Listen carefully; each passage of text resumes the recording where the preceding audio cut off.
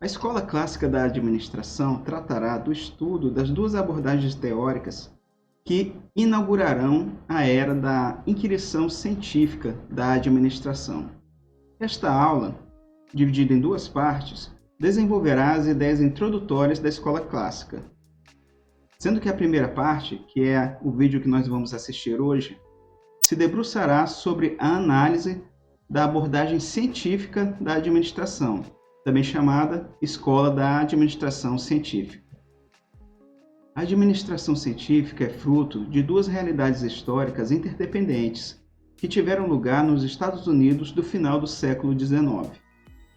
A primeira realidade das que eu terminei de falar é o advento da Segunda Revolução Industrial, fortemente baseada no aço, no petróleo e no uso da eletricidade como fonte de energia. A utilização dessas novas tecnologias proporcionou um período de grande inovação e também a ascensão de empresas industriais a tamanhos, poder econômico e complexidade jamais vistos antes, permitindo assim o surgimento de uma classe de empresários extremamente poderosos e agressivos, que aplicaram-se a dominar os seus mercados e a constituir os primeiros grandes monopólios.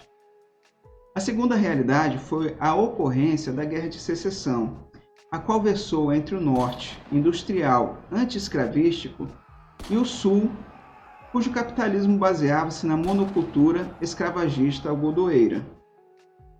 O resultado do conflito foi que o lado vencedor foi o norte industrializado, o qual impôs a abolição da escravidão e o modelo industrial nortista para todo o país, promovendo-se assim um discurso vitorioso do capitalismo industrial sobre o capitalismo agrícola nos Estados Unidos.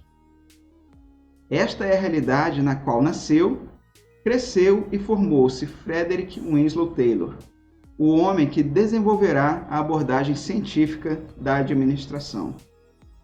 É sobre este assunto que nós vamos tratar hoje. O meu nome é Kleber Ximenes e este é o programa Administrando.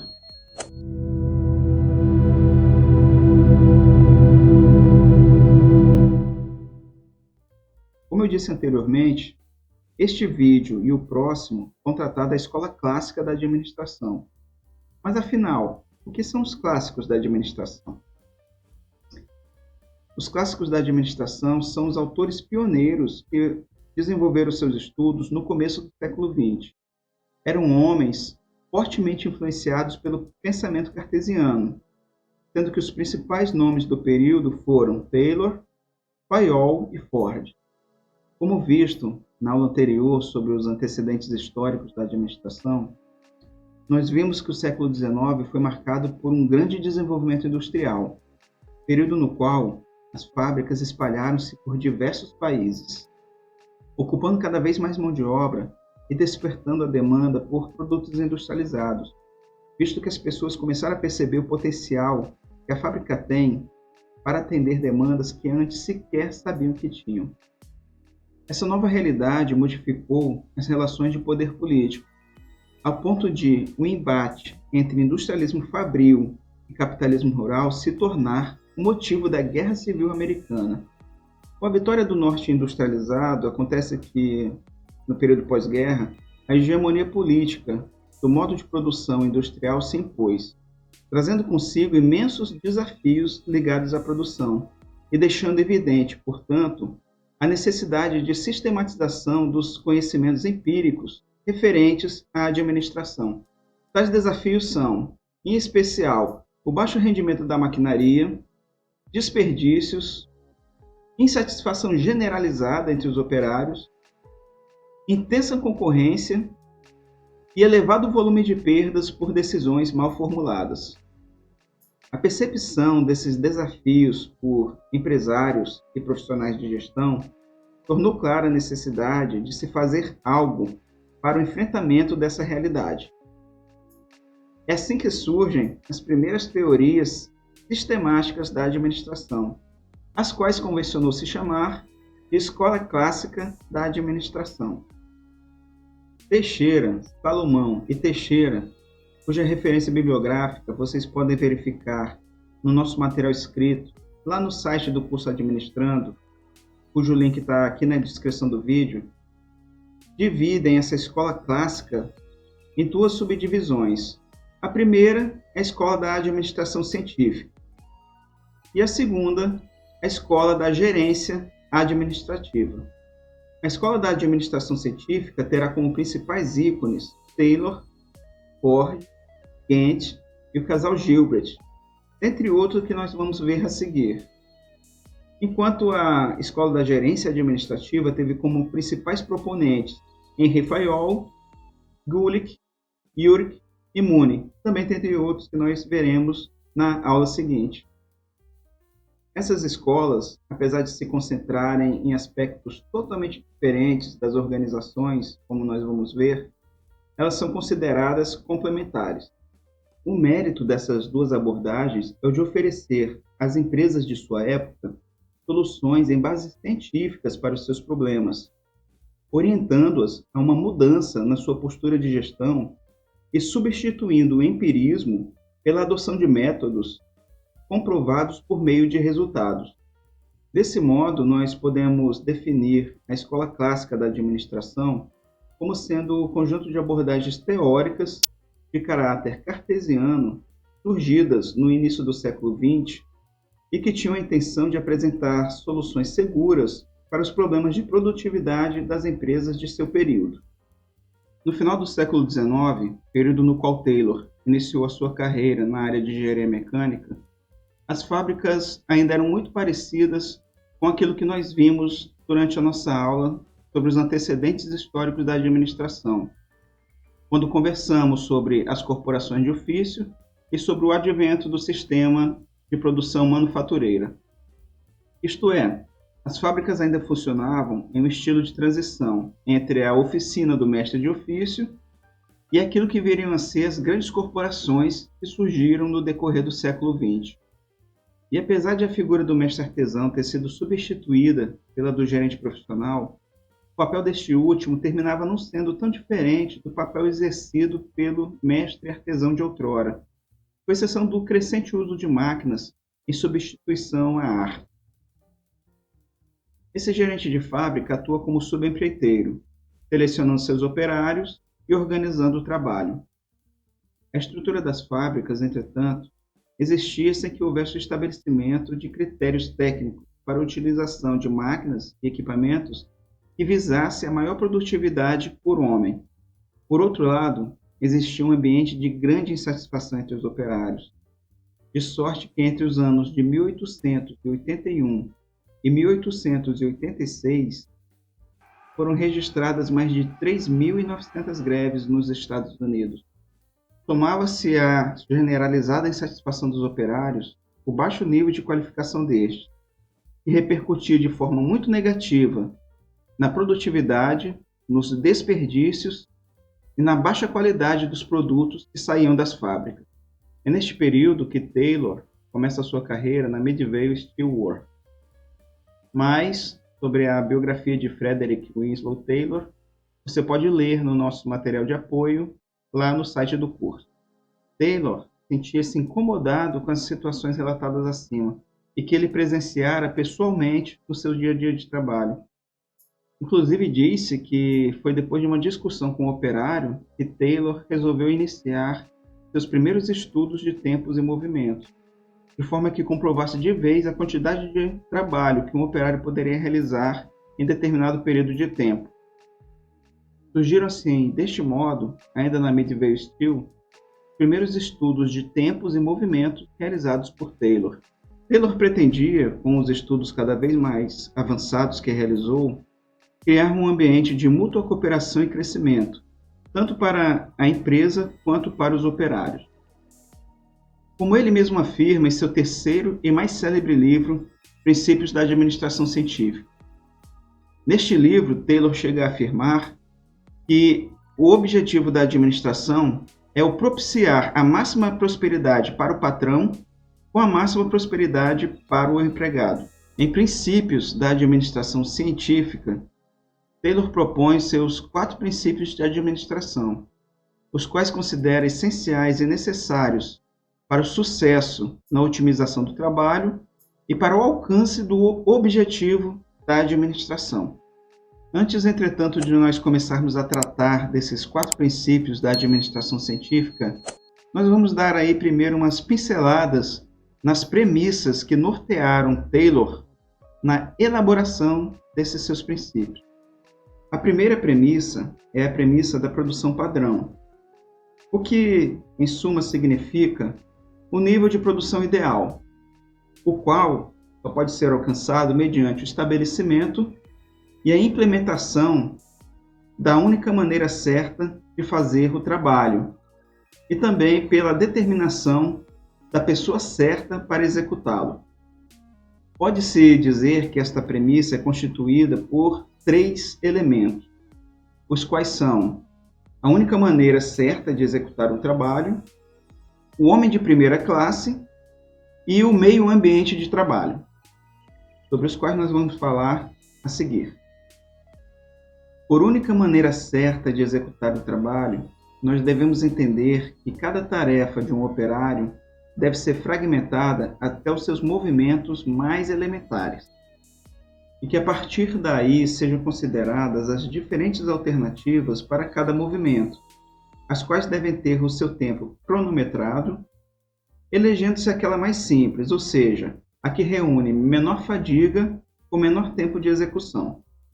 Depois de determinadas, então, as formas de execução mais simples de cada tarefa, elas seriam reunidas em uma cadeia de tarefas, a qual corresponde ao trabalho do operário, e do qual teriam sido eliminados todos os movimentos considerados inoportunos ou improdutivos, restando apenas aqueles movimentos mais simples e que demandavam menor tempo para sua realização.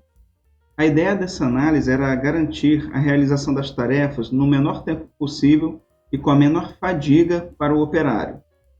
A premissa da única maneira certa de realizar o trabalho afastava o empirismo e a improvisação na realização das tarefas e substituía-os pelo planejamento do trabalho realizado em bases científicas. Pretendia-se melhorar o todo pela melhoria da eficiência das partes, ou seja, melhorar a produtividade total da fábrica pela otimização de cada tarefa considerada em particular. Essa mesma tendência também será verificada na tentativa do estabelecimento do homem de primeira classe, como nós veremos a seguir. Antes, entretanto, é importante dizer que Taylor não restringiu seus estudos à racionalização do trabalho do operário apenas, mas também estendeu-se sobre a racionalização do objeto do trabalho do operário, ou seja, as matérias-primas e os instrumentos utilizados na execução das tarefas. Isto é especialmente notável em seu livro On the Art of Cutting Metals, escrito em 1906, no qual define o tipo de pá ideal para cada tipo de material. Desses estudos decorre também a padronização do aparato e do próprio ambiente de trabalho, de modo a reduzir-se a variabilidade no processo produtivo, e assim aumentar a simplificação do processo e a segurança nas medidas, tais como tempos e quantidades relacionadas à produção, e, consequentemente, aumentando a própria produtividade. O resultado mais evidente dessa abordagem é que ela rompe de uma vez por todas com os velhos resquícios do modelo das corporações de ofício, que se traduzia na eleição individual pelo trabalhador daquela forma que ele julgava ser a melhor para realizar sua própria tarefa. A partir deste momento, o trabalhador passa a agir sob estrito modelo de trabalho, o qual é determinado pelos administradores que ditam a melhor e única maneira permitida de realizar a tarefa, e também os tempos padrões nos quais cada tarefa deveria ser realizada. Tudo isto sob rígido controle, a fim de garantir os padrões definidos pela administração. O treinamento para o cargo também passa a ser mais simples e estrito, baseado no desenho do cargo, ou seja, na execução de uma sequência de tarefas simples e altamente padronizadas. Como parte deste treinamento, Taylor propôs a elaboração de cartões de instrução que continham o passo a passo de toda a operação a ser realizada pelo empregado, de modo que este conhecesse previamente todas as tarefas que ele deveria realizar, A gente pode dizer também que existe uma subpremissa da única maneira certa de executar o trabalho, que é a manutenção de um rígido controle sobre o desempenho das tarefas, para garantir que elas ocorram conforme os padrões esperados. O segundo elemento da produção padrão para Taylor é o homem de primeira classe, que determina que, para cada tipo de trabalho, há um sujeito especialmente adaptado para sua execução. Segundo Taylor, o trabalhador ideal era aquele que executava as tarefas da maneira planejada pela administração, sem questionar e da maneira mais eficiente possível. Um terceiro elemento da produção padrão é o do meio ambiente de trabalho. Segundo Chiavenato, as condições do ambiente de trabalho são determinantes para a produtividade, pois envolvem o bem-estar físico e reduzem a fadiga do trabalhador. Tais condições referem-se à adequação de instrumentos e de ferramentas de trabalho às tarefas, e à racionalização do fluxo de produção pela disposição correta do arranjo físico de máquinas e equipamentos, o chamado layout. Refere-se também à melhoria das condições físicas do meio ambiente de trabalho, considerando elementos tais como ruído, iluminação, ventilação e limpeza, e fatores que aumentem o conforto do operário no trabalho, bem como a introdução da mecanização de rotinas, como, por exemplo, a adoção de contadores e de transportadores, com vistas à redução da fadiga e à eliminação dos movimentos desnecessários realizados pelo operário. A segunda premissa da administração científica, conforme Taylor, é o homo economicus. Segundo este conceito, o único motivador que o trabalhador tem para ser produtivo é a vinculação da sua remuneração à sua produtividade. Por este motivo, Taylor propõe um sistema pretensamente simbiótico, que pretende aumentar os ganhos do empregado à medida que este proporciona maior lucro para a organização. Dizendo-se de outra forma, para Taylor, o objetivo da administração é assegurar, ao mesmo tempo, a máxima prosperidade para o patrão e para o empregado. O ideal do Homo economicus é uma forma simplista de interpretar o ser humano, o qual agiria sempre de uma forma racional, obedecendo a uma relação lógica e previsível de causa e efeito. Assim, os desvios, porventura existentes, dos resultados esperados, nada mais seriam do que defeitos de planejamento. Desse modo, os problemas de produtividade desconsideravam totalmente o elemento humano, uma vez que este sempre agiria de uma forma previsível. A terceira premissa da administração científica é a divisão do trabalho, que é uma decorrência da especialização do operário. Como nós vimos na aula sobre os antecedentes históricos da administração, até o advento da Revolução Industrial, o artesão trabalhava um produto inteiro sob demanda para um demandante. Com o advento da Revolução Industrial, o operário ele perde essa relação com o produto e com o demandante, passando a trabalhar debaixo da supervisão de um capataz. Quando surge o Taylorismo, essa situação para o operário consegue ficar ainda pior, porque a partir daí ele começa a trabalhar obrigado a realizar apenas uma única atividade ou um conjunto muito restrito de atividades repetitivas e altamente padronizadas. A administração científica, assim, implementa a especialização do empregado de modo a reduzir a atuação deste a apenas um ou a poucos aspectos do produto.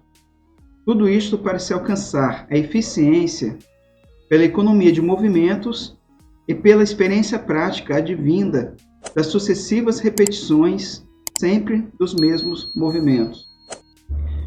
Isto é, se nós quisermos apelar para o exemplo da fabricação de calçados, um operário ele pode se especializar em realizar determinados cortes de couro, outro em fazer o corte das solas, um outro em fazer as perfurações para os cadarços, e um outro ainda em unir todos os cortes por meio da costura.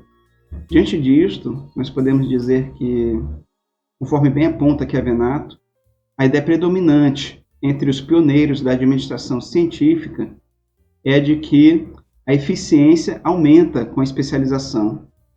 Quando a gente fala sobre divisão do trabalho, não tem como deixar de falar sobre cargo. E é neste contexto que Taylor ele propõe o conceito de desenho de cargos e tarefas, sendo a tarefa a menor unidade possível de trabalho, e cargo o conjunto de tarefas que um operário deve realizar rotineiramente. Desse modo, o desenho de cargo é a ordem detalhada das tarefas, sua ordem de execução e os métodos prescritos para sua realização. Agora, se você pensa que na administração científica a divisão do trabalho está restrita apenas ao trabalho do operário, se enganou redondamente. Isto porque sequer a gestão empresarial consegue fugir da premissa taylorista da divisão e especialização do trabalho. Na gestão empresarial, passa a vigorar, por exemplo, a supervisão funcional, para a qual o recorte de autoridade fica restrito a um conjunto muito pequeno de funções. Esta premissa ela funciona sob a mesma lógica aplicada ao operário, ou seja, espera-se que a produtividade do gestor aumente pela redução de atividades que ele deve exercer. O resultado prático de tudo isto é que um único empregado de chão de fábrica poderá ter que se subordinar a vários chefes diferentes. Isto dependendo do tamanho e da complexidade da empresa. A partir das premissas expostas acima, Taylor determina os 5 princípios da administração científica, os quais nós vamos ver logo a seguir. O primeiro princípio da administração científica, segundo Taylor, é o princípio de planejamento. Este princípio nasceu das observações de Taylor de que o operário, quando chegava novo em uma fábrica, ele aprendia o seu serviço a partir da observação dos mais antigos, e que cada um utilizava métodos e ferramentas diferentes para executar a mesma operação. Tudo isso se mostrava muito contraproducente. Por isso ele retirou do operário o poder de determinar o seu próprio procedimento, impondo-lhe um fluxo de tarefas, ferramentas e materiais resultantes da análise científica do trabalho. É a esta análise científica do trabalho e aos resultados que ela produz que nós chamamos de princípio de planejamento. O segundo princípio da administração científica para Taylor é o princípio de preparo. Este princípio se concentra em 2 vertentes.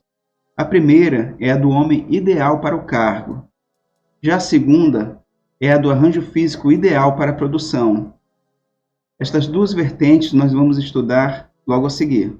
Na vertente do homem ideal para o cargo, a atenção dos pioneiros se volta para a seleção do operário mais adaptado ao desenho do cargo e para o seu treinamento, para que este atue conforme o método planejado pela empresa.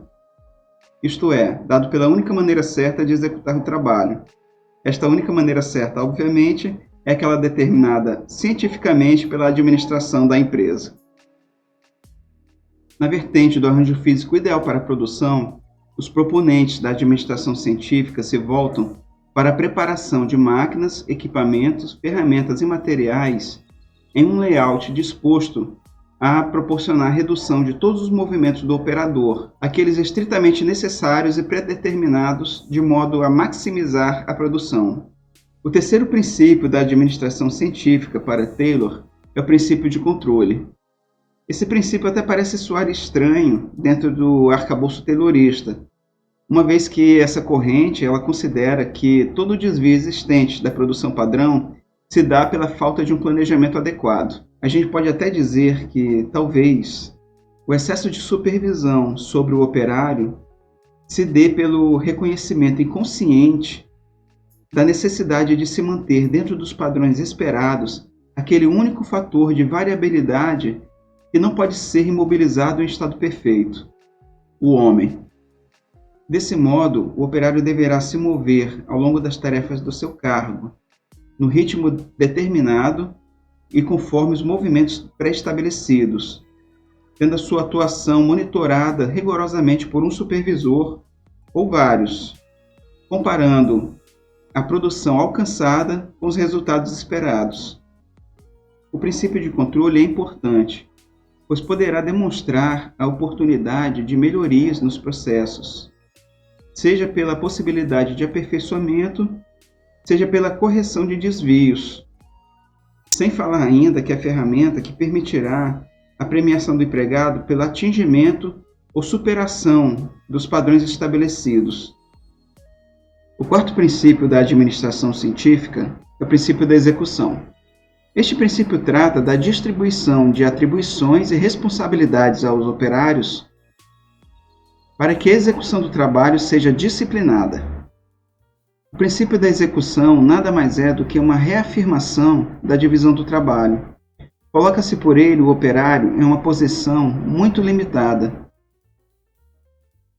Ou seja, por este princípio, o papel do operário na empresa se restringe ao de mero executor de tarefas do seu cargo, como bem diria Taylor a Schmidt, o seu homem de primeira classe, obedecendo estritamente às ordens de seu supervisor, sem contestações. E por fim, o quinto princípio, que é o princípio da exceção.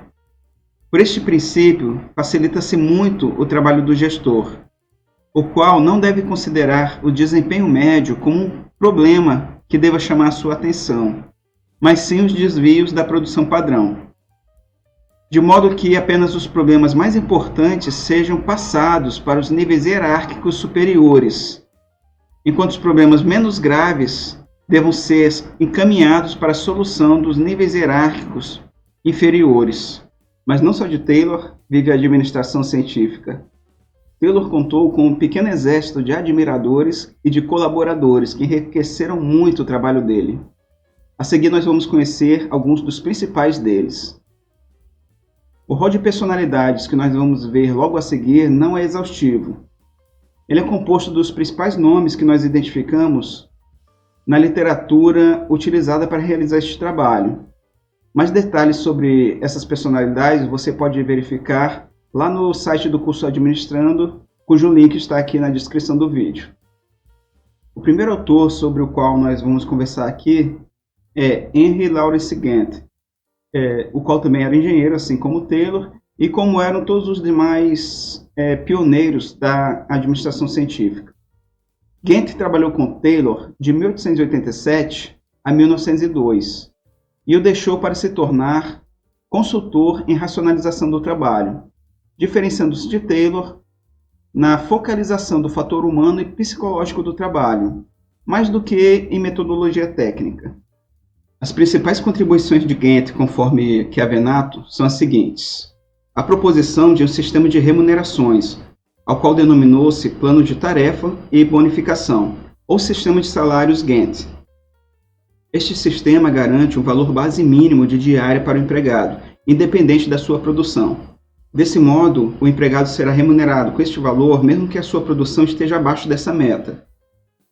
Além disso, essa diária é acrescida de um bônus toda vez que o operário alcança a produção padrão, e ainda é acrescida de um prêmio de produção toda vez que o operário ultrapassa a sua meta diária.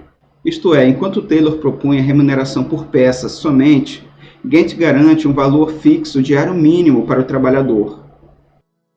A sua intenção com isso era a de proteger o empregado de fatos alheios à sua vontade, tais como a paralisação de máquinas para manutenção e coisas semelhantes. Como o sistema Taylor previa a remuneração por peça somente, as falhas imprevistas na produção prejudicariam o empregado, pois este não seria remunerado. A segunda grande contribuição de Gantt para a administração científica é o famoso gráfico de Gantt, o qual você pode ver aí agora na sua tela, e que é muito usado ainda hoje. O gráfico de Gantt é uma ferramenta de planejamento e controle, a qual é constituída de linhas, que representam as tarefas a serem realizadas, e colunas, que representam o tempo necessário para se concluir cada tarefa, fornecendo-se assim um cronograma visualmente fácil de se entender e que facilita também o controle do desempenho alcançado. A terceira grande contribuição de Gantt para a administração científica é política de instrução e treinamento. Gantt considera o treinamento como uma responsabilidade administrativa e essencial para a melhoria geral do desempenho do trabalhador. Nós vimos que o papel da educação já era salientado por Taylor. Entretanto, em Taylor, o papel da educação ele é muito reduzido.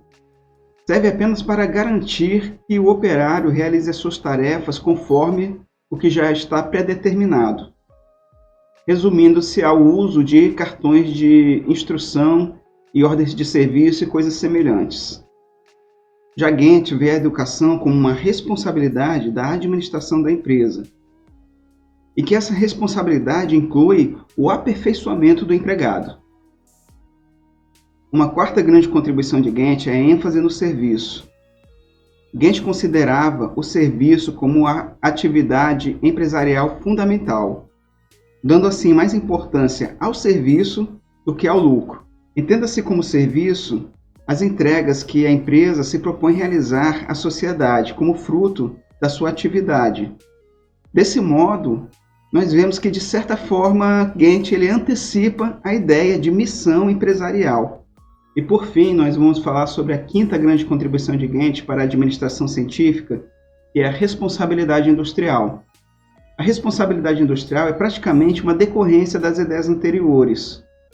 Gantt considerava que a empresa industrial ela tem responsabilidades, tanto em relação ao treinamento de seus empregados, quanto com relação à ênfase que ela deve dar à prestação de seus serviços, mais do que à aferição de lucros. Nós vemos assim como Gantt estava muito à frente de seu tempo, antecipando desse modo tanto a ideia de missão empresarial, como eu disse antes, como a de responsabilidade empresarial, que é um valor tão estimado nos dias de hoje. Outros dois importantes autores da administração científica são o casal Frank e Lillian Gilbert.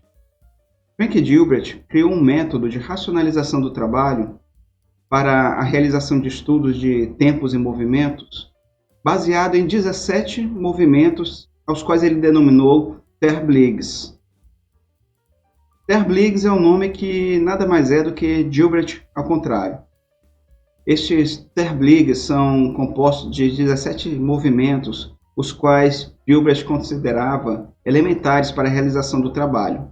Desse modo, os 17 movimentos Terbligs são os seguintes: procurar, escolher, pegar, transportar vazio, transportar cheio, preposicionar, ou seja, preparar para colocar em posição, posicionar, unir, separar, utilizar, soltar a carga, inspecionar, segurar, esperar inevitavelmente, esperar quando evitável, repousar e planejar.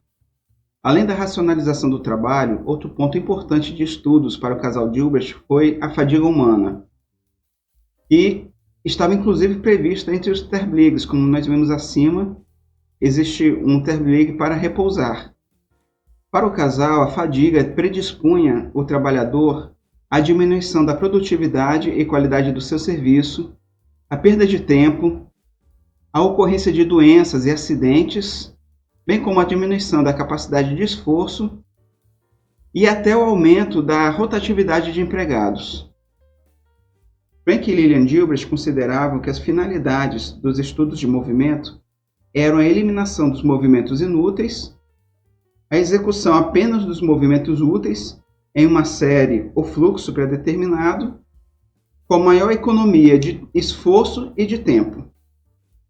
Lillian Gilbert se tornou uma dos principais pioneiros da teoria da administração. Se você quiser saber mais sobre Lillian Gilbert, você pode verificar no nosso blog, cujo link está aqui na descrição. Uma vez que Lillian obteve o seu doutorado em psicologia em 1915, o que era um grande feito para uma mulher à época, ela passou a aplicar os conhecimentos de psicologia à administração. Suas contribuições para a administração, tanto em parceria com seu esposo Frank, como após a sua viuvez, versam sobre uma infinidade de temas, dentre os quais técnicas de administração e de estudo de tempos para a indústria, eliminação da fadiga,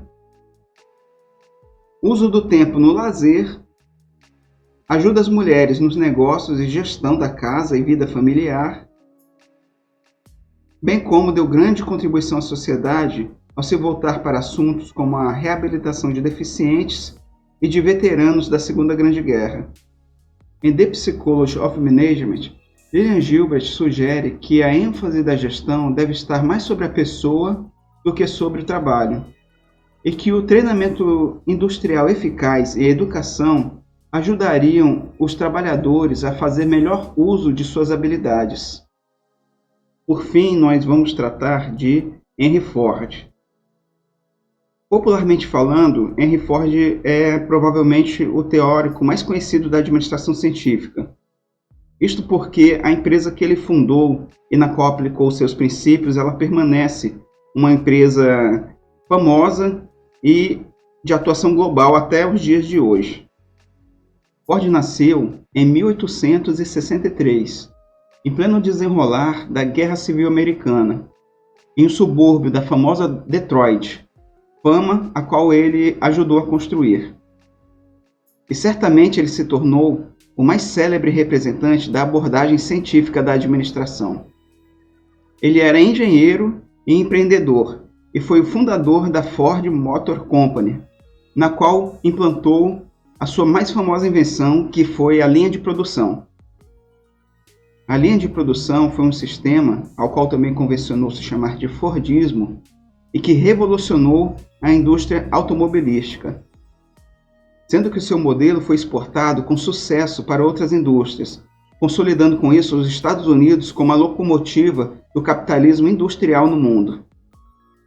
Antes da linha de montagem, o trabalhador ele se movia ao longo da fábrica, trabalhando naquele produto sobre o qual ele estava responsável, até chegar ao final da produção. Com a linha de montagem, essa realidade mudou. Os trabalhadores ficavam fixos no seu posto de trabalho, enquanto o produto se movia por meio de um transportador qualquer, que poderia ser uma esteira ou trilhos mesmo, dependendo da natureza do produto que estava sendo trabalhado. Dessa forma, não era mais o operário que se movia ao longo da fábrica, mas sim as peças que eram transportadas por esses transportadores ao qual eu me referi. A peça ela chegava em um determinado posto de trabalho e, tendo recebido o tratamento necessário, ela avançava para o próximo posto, no qual tinha um outro operário que era responsável por realizar um novo tratamento, vamos dizer assim, sobre aquela peça. Tendo esse também terminado, ela avançava novamente para um novo posto de trabalho. Todo esse sistema era altamente padronizado, desde os tempos e movimentos praticados pelo operário, até a matéria-prima, ferramentas, equipamentos e máquinas utilizados ao longo da linha de produção.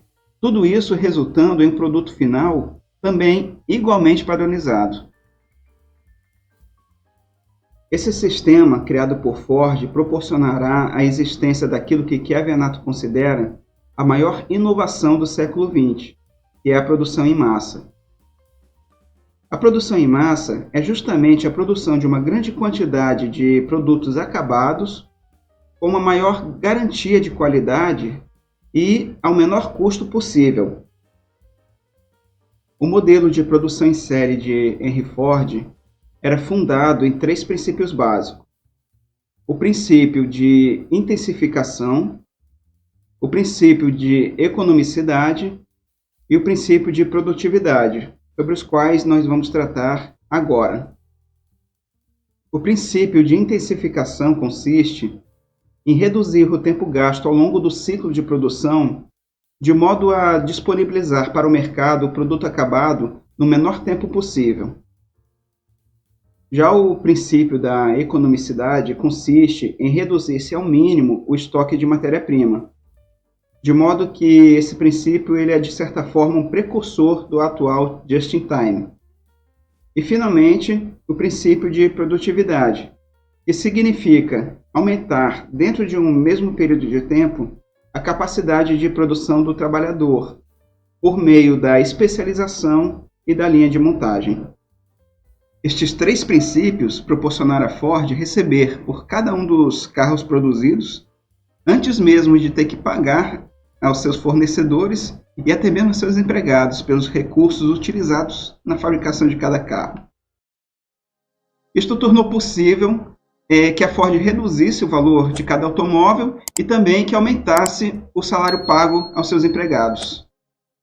Outras contribuições trazidas por Ford para a administração e para a sociedade foram a distribuição de parte do controle acionário da empresa para os empregados, o estabelecimento de um salário mínimo diário e a redução da jornada de trabalho, que de padrão variava entre 10 e 12 horas para 8 horas diárias.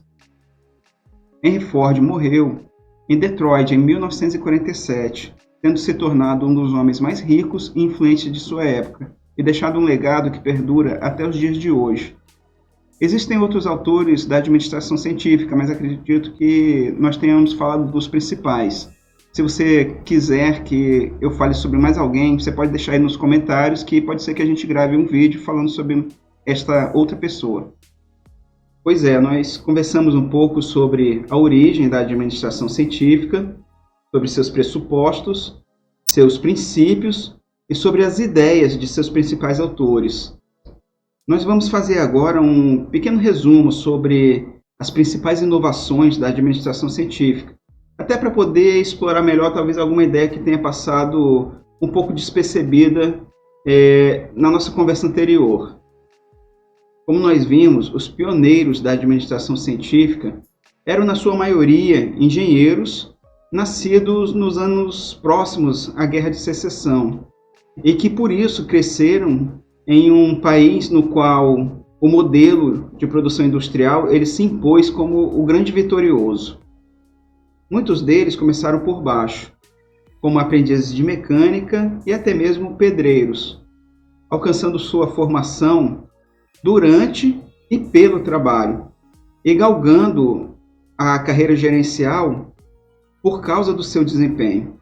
Por outro lado, as indústrias começaram a perceber que tinham sérios problemas de produtividade e de desperdícios, o que as impedia de desenvolverem vantagens em relação às suas concorrentes.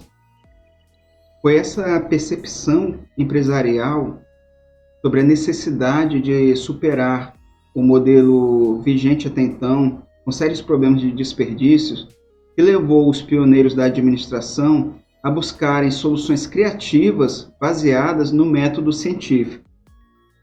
Essas inovações proporcionaram, por fim, uma prosperidade sem precedentes na história humana e levaram ao surgimento de um novo modelo de sociedade, ao qual se denominou chamar de American Way of Life, baseado na distribuição das riquezas geradas pelas empresas aos trabalhadores, no consumo e no liberalismo econômico. Para a superação dos desperdícios, os profissionais pioneiros focalizaram a forma como o trabalho é feito. Até então vigorava nas fábricas, como forma de trabalho, um modelo de transição entre as corporações de ofício e a indústria, no qual um gerente de fábrica ele recrutava e treinava aprendizes a seu modo, os quais passariam a se profissionalizar e a produzir conforme os métodos instruídos pelo gerente e pelos veteranos. Esses aprendizes normalmente montariam todo um produto, desde a reunião de matérias-primas, peças e ferramentas, até o produto alcançar sua forma final, movimentando-se eles pela fábrica ao redor de máquinas voltadas a cada fase da manufatura e determinando eles próprios o ritmo do trabalho conforme sua habilidade e a forma de fazer que tinham aprendido. Daí se tira a absoluta falta de padrão das fábricas daquela época, entre os produtos feitos em fábricas diferentes de uma mesma marca e até mesmo entre aqueles produzidos por empregados diferentes de uma mesma fábrica. Os pioneiros, como eu disse, iniciaram as suas carreiras normalmente como aprendizes. formaram-se profissionalmente nas fábricas e conheciam muito bem os problemas que elas viviam. O seu mérito foi perceber a necessidade de se buscar a melhoria do trabalho humano e realizar essa busca por meio do método científico. Eles não tentaram criar máquinas mais rápidas para se produzir mais, pois perceberam que o problema da produtividade estava no comportamento humano. Por isso também procuraram dar ao trabalho um novo patamar de produtividade. Taylor, ao perceber que o problema da produtividade estava no comportamento humano, chamou a isso de vadiagem sistêmica. Essa ideia de vadiagem gira em torno dos vários desperdícios de tempo, sejam propositais ou não. Por exemplo, manter-se uma baixa produtividade para se preservar empregos e salários, a baixa eficiência do fluxo de produção, responsável por esperas, e tarefas mal desenhadas, as quais desperdiçam tempo e insumos.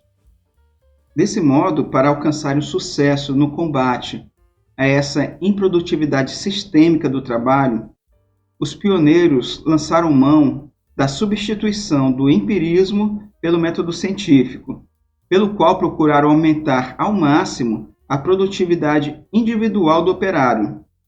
Por isso foi necessário promover a redução da autonomia do empregado, obrigando-o a seguir um único método de trabalho pré-aprovado pela administração da empresa, definido após a realização de estudos científicos.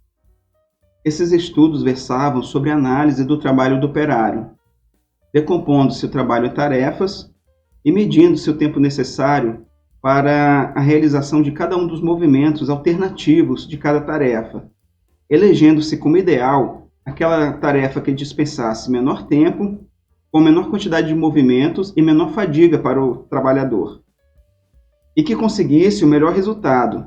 Esta é a maneira certa de realizar a tarefa, e é a esta maneira que o operário terá que se submeter e cumprir. Durante a realização dos estudos de tempos e movimentos, percebeu-se que a especialização do operário aumenta a sua produtividade individual. Isto deu origem a um aspecto importante da administração científica, que é a especialização do empregado. Sabe-se que atletas criam memória muscular pela repetição de exercícios, o que os capacita a realizarem proezas. Este é o mesmo princípio envolvido na especialização do empregado. Fruto dessa obsessão dos pioneiros por se determinar a forma correta de realização do trabalho, surge o desenho de cargos, que consiste na descrição minuciosa de todas as tarefas do cargo de um operário.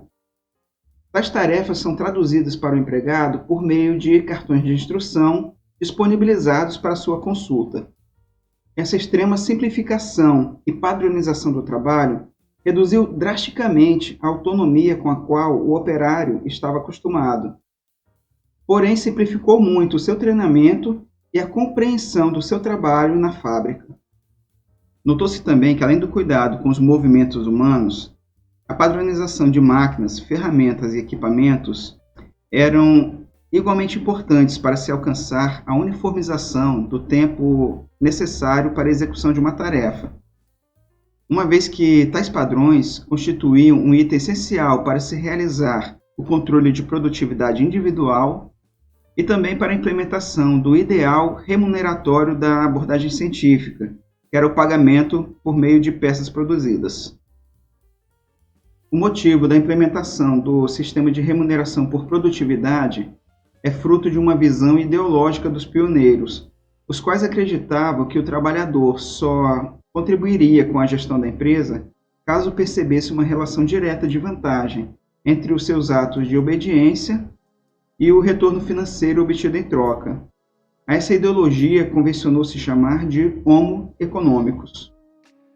Apesar disso, pode-se dizer que, mesmo dentro da abordagem da administração científica, alguns estudiosos perceberam que a remuneração por produtividade não seria suficiente para se obter o comprometimento do empregado e que existia alguma espécie de dimensão psicológica ainda a ser desbravada.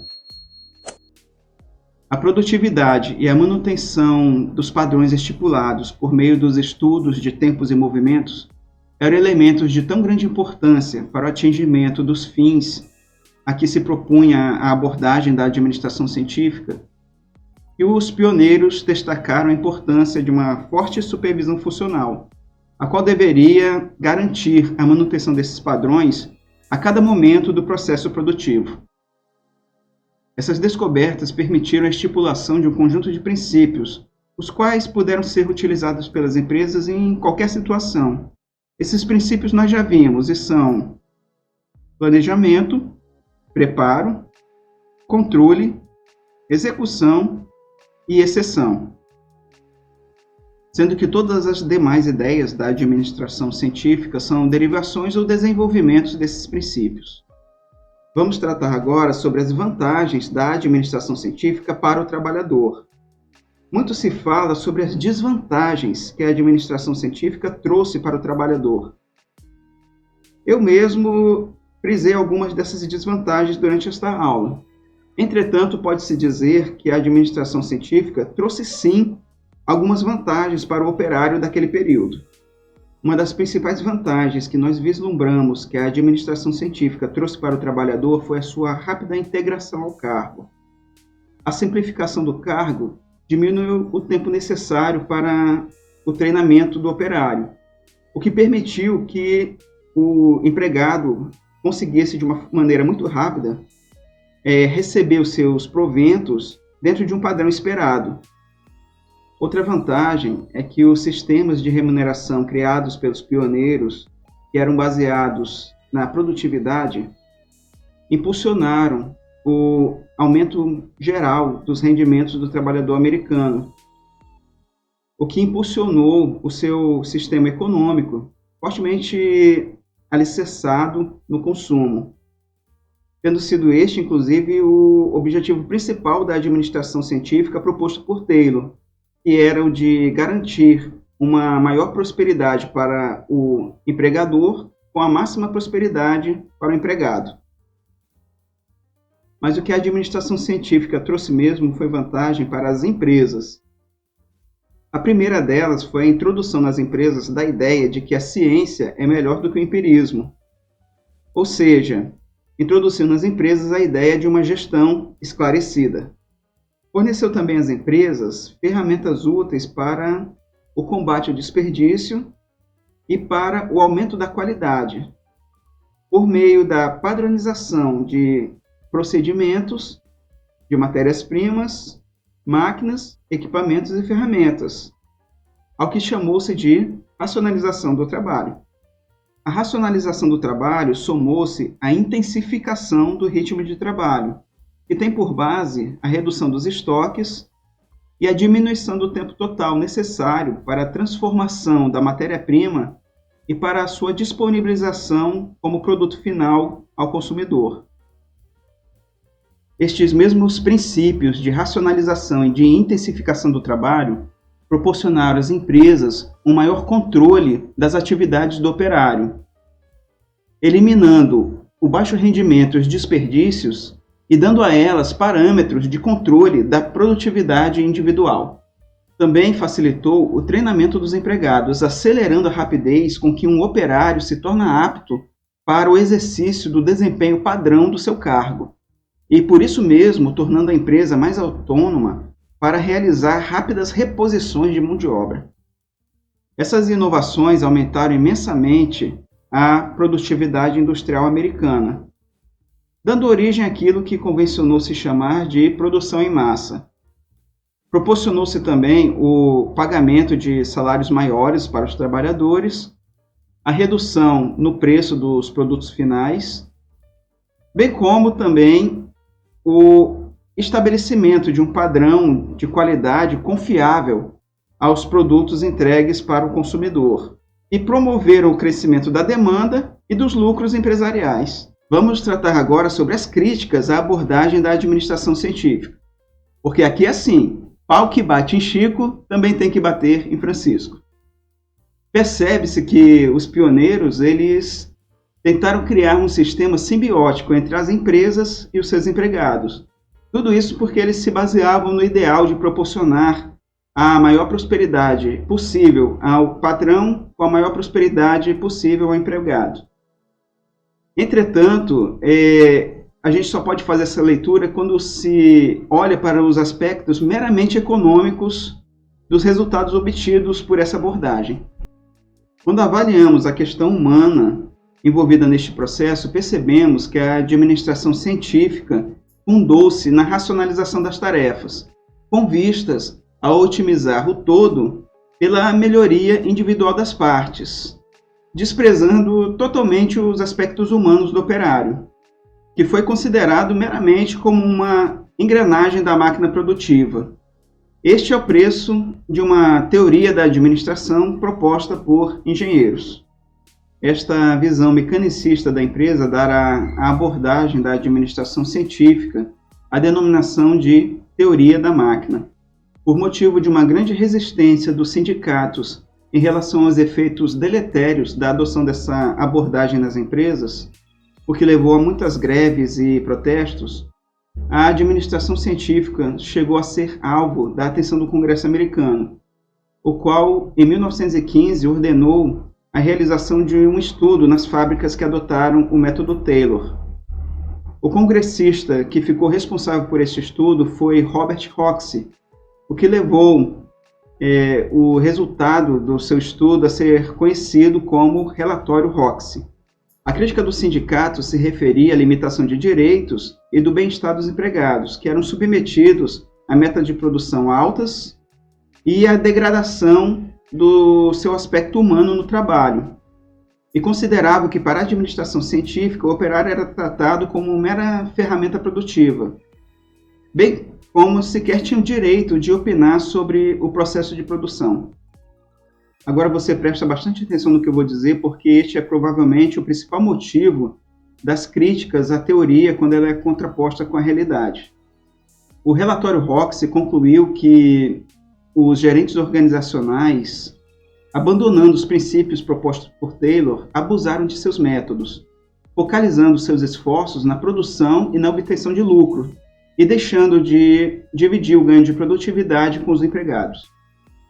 Até mesmo Taylor, minha gente, no final de sua vida, uniria a sua voz à dos sindicatos. Ele teria dito que a governança da administração científica deveria ser supervisionada juntamente por empregados e sindicatos, e que um extremo interesse pelo lucro teria corrompido a aplicação da sua teoria nas empresas. A superespecialização do empregado, o que o alienará em seu próprio trabalho, tornando praticamente como parte da máquina produtiva, em um ciclo diário, monótono e cansativo, é uma outra importante crítica feita à abordagem da administração científica. Uma outra importante crítica que se faz à abordagem da administração científica é justamente a falta de comprovação científica dos seus pressupostos, uma vez que ela é baseada em uma metodologia puramente empírica e carente de abstração. A abordagem da organização na teoria taylorista também é tida por incompleta, parcial e inacabada, uma vez que ela foca os seus pressupostos apenas na produção, negligenciando outros aspectos da organização, como sua estrutura formal, a organização informal e os aspectos humanos da empresa. Por fim, a última crítica que vamos trazer aqui é que a administração científica ela é tida como uma abordagem de sistema fechado, tendo uma visão estática da organização. Ou seja, ela é tida como prescritiva e normativa, ignorando completamente o ambiente no qual a organização está inserida. Como visto, os pioneiros da administração, em especial Frederick Taylor, lançaram os fundamentos do estudo da administração em bases científicas. Tudo isto na tentativa de dar respostas às necessidades da indústria de seu tempo. Suas proposições giraram em torno dos aspectos fisiológicos da produtividade. Partiram dos estudos de tempos e movimentos e avançaram para a padronização de tarefas, matérias-primas, máquinas, equipamentos e ferramentas. E daí para a divisão entre as tarefas de gerenciamento e de produção. e deram a esse conjunto de metodologias o nome de racionalização do trabalho. O objetivo da administração é o de proporcionar a máxima prosperidade para os empreendedores e para os empregados. Sob esta perspectiva, a administração científica inovou ao dividir com os empregados os ganhos de produtividade obtidos pela adoção das novas técnicas, abolindo, por exemplo, os salários baseados no tempo e adotando alternativas de remuneração por peças produzidas. A abordagem da administração científica trouxe críticas razoáveis para si, em parte por causa da sua visão reducionista dos aspectos psicológicos do homem no trabalho, e também por causa da participação limitada do operário como ator no palco da empresa. Mas a principal das críticas se deve à má aplicação do arcabouço teórico de Taylor por parte das empresas, as quais priorizaram apenas as metodologias que focavam o aumento da produtividade do operário, desconsiderando aquele princípio fundamental que Taylor elegeu como o objetivo da administração científica: a máxima prosperidade para o empregador com a máxima prosperidade para o empregado. Apesar disso, e da alegada falta de cientificidade da abordagem da administração científica, os pioneiros tayloristas foram responsáveis por um boom tecnológico e de produção jamais vistos antes, tão intensamente adotada pelos industriais americanos, que foi motivo para a superprodução que levou à crise de 1929, e abriu um novo campo de estudos que trará uma evolução crescente de conhecimentos relativos à organização produtiva do trabalho humano. Muito obrigado por ter assistido esse vídeo até aqui. Espero que você tenha gostado da aula e os assuntos tratados nela tenham sido úteis para você. Se você tiver alguma dúvida, não deixe de deixar aqui nos comentários, e em breve eu posso estar gravando um novo vídeo tratando das suas dúvidas. Se você também tiver interesse na aquisição de um certificado, o link do site Administrando, bem como o link para a nossa aula de apresentação do canal estão aqui embaixo com todas as instruções necessárias para você poder retirar o certificado dessa aula. Novamente agradeço muito e até a próxima.